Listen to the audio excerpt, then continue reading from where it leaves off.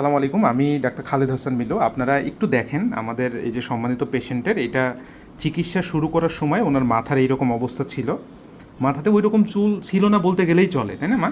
জি জি। আচ্ছা, চিকিৎসার পরে ওনার আপনারা মাথায় দেখেন অলরেডি কত ভালো পরিমাণে চুল ওঠা শুরু হয়েছে। জাস্ট এই যে পাশাপাশি একই মাথা আপনারা দেখেন যে এই অবস্থা থেকে ওনার মাথার কি ম্যাসিভ পরিমাণে চেঞ্জ। হ্যাঁ, আমাদের ভাই একটু মুখে বলেন যে আপনার মাথায় চুল কীরকম পরিমাণে গজাইছে।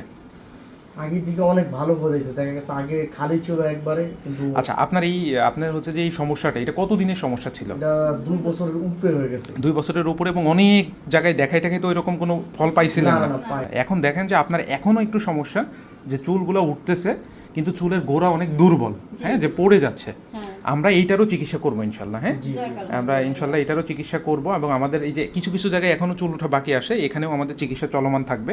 আমাদের মা একটু বলেন যে আপনি কতটুকু স্যাটিসফাইড?